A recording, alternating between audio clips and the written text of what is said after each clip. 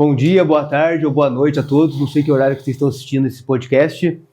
Sejam muito bem-vindos. Meu nome é Pedro Moraes. Eu estou aqui com o Gabriel Poscai, o Pedro Henrique, seu Moisés, Rodrigo e Igor. E hoje nós vamos falar sobre o papel dos tributos como instrumentos de proteção ao meio ambiente. Porque muita gente pensa que impostos existem apenas para arrecadar recursos. Mas, na verdade, eles também podem ser usados como ferramentas de transformação social. Através da tributação, o Estado ele consegue incentivar práticas sustentáveis e desestimular aquelas que causam prejuízo às demais pessoas da nossa sociedade. No nosso bate-papo de hoje, nós vamos falar sobre os impostos ambientais, sobre as suas práticas, aqui no Brasil e também no estrangeiro, assim como os princípios jurídicos aplicados aos impostos ambientais. E também vamos falar um pouco sobre a reforma tributária e principalmente o imposto seletivo, que é muito importante. Agradeço a todos e espero que vocês gostem do nosso episódio. Eu queria falar mais especificamente sobre os blocos que vão tratar, a princípio, o que são os impostos ambientais. Nós vamos ter exemplos, igual você citou aí, nacionais e internacionais, e vamos falar sobre a reforma tributária no finalzinho. Queria passar a palavra para o Igor, para ele responder para a gente ou conceituar de maneira breve o que são os impostos ambientais, para o pessoal ter uma ideia. Certo. Gabriel, então, os impostos ambientais são tributos cuja finalidade extrafiscal é de estimular e induzir os comportamentos ambientais sustentáveis. Assim, desestimulando as atividades poluidoras e incentivando novas práticas de proteção. Certo. Então, só para fins de compreensão, para entendimento mesmo, ele é um tributo extrafiscal, certo? É extrafiscal. A gente tem que falar aqui, para que não haja confusão, a diferença do tributo fiscal e o extrafiscal. Aí como que a gente vai falar? Aonde que eu vou achar essa diferença aí? Quando que eu vou saber que é tributo fiscal e extrafiscal? A diferença, grosso modo falando, ela seria no próprio objetivo. Sim. Que nós temos como tributo fiscal o objetivo de arrecadação. E o extrafiscal, nesse caso de estudo, o objetivo dele é induzir, incentivar a práticas mais sustentáveis ligadas ao meio ambiente. Outro adendo fazendo também é a questão de falar de tributos ambientais. Muita gente relaciona e escuta a palavra tributo e fala, é imposto. Tributo é imposto. Não, é um incentivo também. Então é deixar essa diferenciação que o tributo ele é um gênero, E o imposto ele é uma das espécies do tributo. Então, eles não são sinônimos, então deixar claro porque, Só um minutinho. E o imposto verde, ele não é... O principal objetivo dele não é penalizar, É incentivar a pessoa a ter práticas mais sustentáveis. Exatamente. E correlacionado a isso que a gente está fazendo, essa diferenciação, a gente vê, assim, a confusão também de imposto e taxa. Mas no tributo ambiental tem taxa? Tem, assim como nas demais áreas, tem a taxa. E saber diferenciar também a diferença da taxa ambiental para o imposto ambiental. O que vai diferenciar? A principal também, falando novamente a grosso modo, é a vinculação ou não, Sim. Porque enquanto o imposto ambiental ele busca induzir o comportamento e ele não precisa dessa contraprestação direta estatal, já a taxa, ela sempre vai estar ligada especificamente em atividade estatal, corrigindo, ela vai sempre estar ligada a uma atividade específica estatal. E aí eu passo para o bloco 2, o seguinte pode passar para a gente, por gentileza? Já passou, né? Já passou? Um exemplo prático no Brasil e no mundo. Eu anotei uns exemplos que eu achei interessante, vou pedir para você aqui fazendo favor. Vamos lá. No Brasil, por exemplo, nós temos aqui o CID, que é a arrecadação vinculada a combustíveis fósseis. Temos também o IPTU verde, que nós podemos citar a cidade de Guarulhos e Curitiba, né? Que já são adeptos disso aí, onde há desconto de IPTU para imóveis sustentáveis, coisa que eu acho bacana, sabe? Legal. Você tirar, que às vezes a pessoa tem na cabeça aquela situação até que a gente comentou anteriormente, que é do ITR, que tem desconto de área PP na área rural, mas a gente trazer isso para o município para realmente incentivar, né? Vamos mostrar, vamos vizinho, vamos todo mundo. E temos também o ICMS ecológico, né? Que é talvez mais conhecido que tem aí, inclusive Minas faz parte do ICMS ecológico. Minas, Paraná e Tocantins, Paraná, né? Se eu não me engano, é Tocantins. E ele é o que é? Ele é uma repartição privilegiando os municípios que preservam, né? que tomam essa medida, né? De preservar. Uma coisa que eu acho interessante é que tem países lá na Europa, né, que eles têm aquele carbon tax, né? Aquela taxa de carbono. Aí, quando vai tendo a redução, eles vão ganhando, como se fala, tem esse acordo, né, da quantidade de gás de efeito estufa, de diminuir pela emissão de carbono, reduzindo, aí eles vão ganhando incentivo fiscal. Isso ainda não foi, né, adotado no Brasil, ou foi? Não. Só em alguns países da Europa, como... Não, os países na da verdade, Europa e o Canadá. A princípio foi em 1991 na Suécia, né? Sim. Pela informação que a gente tem, foi na Suécia. Praticamente quem emana mais gás carbono na atmosfera paga mais. Aí a gente tem um exemplo. A França tem o tributo sobre sacolas plásticas, né? E resíduos, emissão de CO2. Aí a gente tem, como a Alemanha, o tributo sobre energia nuclear e resíduos. E, por fim, a gente tem os Estados Unidos, e isso eu acho interessantíssimo, esse caso dos Estados Unidos, mais especificamente no estado da Califórnia, que ele tem um mercado aberto, ou seja, ele tem um mercado de crédito de carbono aberto. Que é super bacana. Então, a gente fala, se for fazer uma relação, está vindo para o Brasil agora, tal, mas aí você fica a pergunta, né?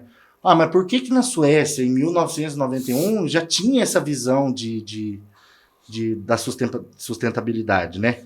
Então, na minha opinião, né? Vocês podem até divergir, eu acho que é devido à pressão, cara, ambiental que eles tiveram, entendeu? Então, eles criaram e também tiveram estabilidade institucional bacana e criaram políticas claras para tratar esse assunto, né? Agora, você pensar o Brasil, se você pegar todos esses países aqui, se for ver a reserva que o Brasil tem, pode juntar, a maior reserva é a nossa. É verdade. Entendeu? Sim. Então, meio que aqui eles tiveram que tomar esse ato porque eles não têm essa reserva mais, né? Por isso que a gente fez esses olhares voltados, internacionais, voltados pela Amazônia, preocupação, a França, por causa disso. Inclusive, aqui no Brasil também, que a gente pode ver aquela questão de incentivos fiscais, né?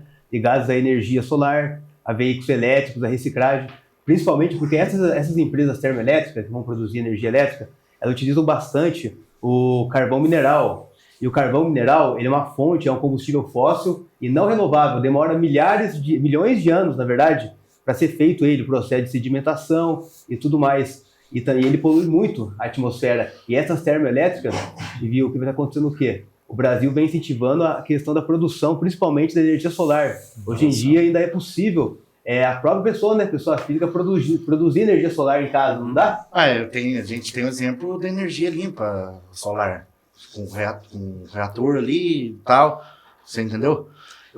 Tem mais um exemplo internacional, que é o Excise Tax, que alguns produtos, por exemplo, combustíveis fósseis, plásticos, eles têm uma taxa maior de comercialização para desincentivar as pessoas a comprar esses produtos que poluem mais o meio ambiente. Entendi. Tem mais esse exemplo. Eu gostaria de perguntar para os senhores, a gente tem no bloco 3 aqui, se você puder passar para a gente, os princípios jurídicos envolvidos. É claro que não estão todos aqui, é o que, né, mais relevante. Gostaria de passar a palavra para vocês falarem desses princípios, dar uma explicada breve sobre eles. Não, o Igor acho que tem... Você quer... Sim, deixa eu dar uma olhadinha aqui, Gabriel. Aqui, ó. O escopo O princípio? É. Então, Gabriel, o princípio poluidor e pagador legítima tributar, mas fortemente stores, como combustíveis fósseis, é um nome meio difícil até de falar, né? A lógica é simples, mas quem gera maior impacto ambiental deve arcar com o custo social desse dano, estimulando uma transição para a prática mais limpa, sabe? Então, quem vai... Basicamente, a taxa, o tributo, ele não pode vir do nada, né? Tem que ter uma lei complementar para que ele seja criado. E é o princípio da legalidade, basicamente. No caso dos extras fiscais, você não se cria lei, o tributo sem lei. Isso. Mas em caso de majoração, você vai lembrar que pode, em alguns casos específicos, existem algumas exceções. Mas dentro do bloco 3 aqui, a gente vai ter esse princípio do poluidor-pagador, né? Que é quem degrada deve custear a reparação, o princípio do usuário-pagador, que o uso de recurso ambiental também, ele implica em contribuição financeira, igual o colega disse, o princípio da prevenção, o próprio nome, né, dito, prevê danos futuros, algo, né? Princípio da função extrafiscal do tributo, que não é apenas só arrecadar, né, mas regular também. E no caso que a gente podia acrescentar também incentivar. E a questão desse princípio do poluidor-pagador também, o que ele visa sempre, igual eu falei do artigo 3º do CTN, não é penalizar, mas desestimular o quê? A poluição. Essas empresas que poluem mais, elas vão pagar mais impostos. A intenção é desestimular, porque isso não é uma multa, não é uma sanção. E sim desestimular e também promover a questão de tecnologias limpas, incentiva a adoção de processos menos agressivos, né, ao meio ambiente, porque a gente percebe que em vários tipos de indústrias, a indústria mineradora, quando vai realizar a mineração, e principalmente aquela questão do garimpo, que utiliza mais técnicas rudimentares, né? O garimpo é muito preocupante, porque o garimpo regular, ele vem causando prejuízos quando é despejado mercúrio nos rios, né? Isso pode afetar a camada de lençol freático e até contaminar a água da população inteira. Então, tudo isso não tem que ser levado em consideração. E o princípio da capacidade também contributiva, o que você acha dele, Pedro? Explica aí para nós, Pedro. É um princípio até que simples, né? Quem tem maior capacidade econômica deve contribuir mais. Esse princípio evita injustiças e distribui o peso da tributação de forma proporcional. Eu gostaria de fazer um comentário. Não é uma crítica, é um comentário. Qual que é esse né? comentário, Gabriel? É o seguinte, a gente tem o princípio do poluidor-pagador. Sim. Aí se você for analisar, quer dizer, você polui mais e então você vai pagar mais. Paga mais. Em primeiro momento, você interpretar, parece justo. Sim. Só que se você for ver o problema lá na frente, no meu entendimento, na prática ele pode virar, entre todas as aspas, né, possível, uma licença para poluir. Porque a multinacional, por exemplo, a gente sabe, ali todo quanto é gasto que tiver, vai vir para a última cadeia que tem, que é o consumidor. Então, se ele paga, eu poluo, mas pago, entendeu? Sim. Se tivesse a ideologia entre os empresários, não, eu pago para poluir, né? No caso... Não, tem que ser uma forma de incentivo. Se for uma forma de punição, o cara vai poluir mesmo. Então, aí, o que eu acho? Que ele continua... O São Moisés quer acrescentar alguma coisa. Acrescentar alguma coisa, São Moisés? Eu quero abordar um tema que pode até parecer uma crítica, mas não é. Agora eu vou colocar a questão das prefeituras. Eu acho que toda prefeitura de qualquer cidade pequena ou grande deveria adotar esse sistema, porque a prefeitura tem muito terreno, eu sei que tem, porque todo loteamento existe uma área destinada à área verde, a parques ecológicos, estados aí. Esse incentivo seria uma grande vantagem para toda a população, uma que vai servir de área de lazer para a população, que já não tem tempo para nada, né? Trabalha quase o tempo inteiro. É verdade, né? E daí, com essas áreas verdes, aí, e toda a construção de represas, porque a gente é cansado de ver o pessoal pegar e vender todo o loteamento até House Brejo, coisa que também atrapalha com o meio ambiente. E também essa área de brejo poderia já ficar como represa, né? Represa e ao entorno delas, da represa, já arborizar, criar parques, criar assim, tipo, né? Então, Servir para ganhar bichos, só né? para Aves. Então, fechar, a fim de fechar o raciocínio que eu estava falando, o negócio, a lógica, ela deve ser dupla, igual você falou. É punir quem destrói, mas é também premiar quem protege e incentivar, né? Como um princípio protetor. Então, eu não sei se vocês concordam, mas para mim, esse princípio, eu acho que ele tem que ter mais calma, dar uma lida mais certa. Vamos passar pro quarto bloco? Vamos pro quarto. O Rodrigo? Só um pouquinho, antes de finalizar, é importante saber que a finalidade desses princípios é assegurar o quê? Uma justa, equilibrada e legítima, né, a proteção jurídica e proteção ambiental. Mas como o Gabriel mesmo disse, essas questões devem ser avaliadas, porque paga mais se polui mais, certo? Mas como ele falou, empresas multibilionárias, né? Não vai ser problema nenhum pagar. Pagar não vai ser problema. Então, o importante mesmo é o ser humano mesmo, trabalhar a conscientização. Agora você falando, a gente às vezes escuta até comentário, fala, mas a turma degrada, desmata, a empresa faz isso, joga tóxico no rio e tal. Sabe o que tem que fazer? As pessoas geralmente falam, sabe o que tem que fazer? Aumenta. Põe absurdo, exacerbado, põe o valor do imposto. Só que a gente sabe que você não pode fazer isso aí, porque você vai ferir um outro princípio, que é o do não confisco. Exatamente. Então você pode aumentar. Então, o lado, ao meu ver, é incentivar, ter política clara, incentivando, mostrando para as pessoas como que pode ser feito, né? E se tudo der certo aqui com a reforma que nós vamos falar agora, vai ser feito com maestria, se Deus quiser. Então, entrando nesse assunto da reforma, o que se tem? Foi criado o imposto seletivo. O que visa esse imposto seletivo? Alguns produtos mais poluentes, como plástico, combustíveis fósseis, vão ser aumentado o tributo desses produtos para que seja desestimulado a comercialização, né? E reduzindo assim o impacto ambiental. É parecido com o Select Excise Tax que tem internacionalmente. Em questão que você falou do imposto seletivo, eu acho que ele pode até vir nessa reforma como, vamos dizer assim, o primeiro imposto ambiental, claro, né, que vai ter no Brasil.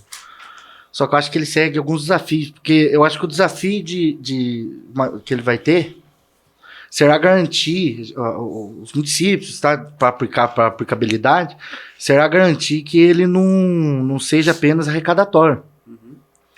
Agora, se ele for bem estruturado, pode estimular, logicamente, vai estimular a transição para práticas sustentáveis. Vai ser mais um imposto extra fiscal, no caso. Isso, né? Como eu disse, agora, se mal conduzido pelos entes, será apenas mais um tributo sem retorno ambiental, apenas arrecadação. Por isso que anteriormente a gente está falando. Isso tem que ser analisado, né?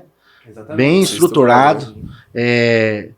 A gente sabe que a definição de rol de produtos tributários vão depender de lei complementar, o que pode abrir espaço para pressão, né? Como lobby, que eu acho que influências de grandes agroindústrias. E então, o que acontece? Eu acho que daí, nesse caso, seria contra o objetivo principal da reforma. E dentre outros, que a gente pode citar, até a necessidade de contrapartida positiva, que usar a arrecadação também, né? Sim. Vamos usar ela para reflorestamento e tal. Um dos pontos positivos da reforma tributária foi aqueles créditos tributários de empresas, cidadãos, como incentivo fiscal, né? Reutilizando materiais, práticas ligadas à economia circular. Isso significa que o sistema tributário nacional ele pode premiar quem colabora para reduzir os impactos ambientais. Mas como o Gabriel falou, ainda tem os desafios, questão do agronegócio, mineradores, a questão de lobby que pode ocorrer, né? Para tentar aprovar leis ou que diminuam, pelo menos, ter essa tributação. Deixar bem claro aqui que quando a gente fala agronegócio, não é de maneira generalizada, né? Que são todos. A gente está falando de grande companhia, não que seja o trabalho que está batendo, politizando, não tem viés de politizando, né? Entendeu? E é isso aí. Para concluir, Rodrigo, o que você tem para... Bom, basicamente os impostos verdes, eles como a gente já disse anteriormente, são impostos extra-fiscais e tem como objetivo incentivar os empresários, a iniciativa privada mais mesmo, a reduzir a degradação no meio ambiente. Certo. Sem ser aquela forma, você poluiu, vai ter que pagar. É mais um incentivo do que uma punição. Exatamente. Eu gostaria de agradecer, né, pela conversa que a gente teve aqui. E eu não sei quando vai ser apresentado. E dizer que talvez, não vou prometer, que vai sair o aplicativo Quiz Interativo sobre o tema que a gente está debatendo aqui para ser respondido. Então, quem quiser, se caso saia, vai ser avisado no dia da apresentação, baixar o kahoot.it.com, vai estar lá, a gente vai passar o código, se der certo, tudo bem. Agora, eu gostaria de agradecer os meninos do Estúdio Totem também, esse espaço maravilhoso aqui, de ter disponibilizado para a gente. E gostaria de convidar o ilustríssimo Dr. Murilo para compor a mesa. Homem é fera. Agradecer mesmo, cara, no sábado vim aqui, né? Eu queria convidá-lo para compor a mesa, para a gente conversar um pouco também sobre esses temas e possíveis temas que possa vir a surgir, né, na conversa.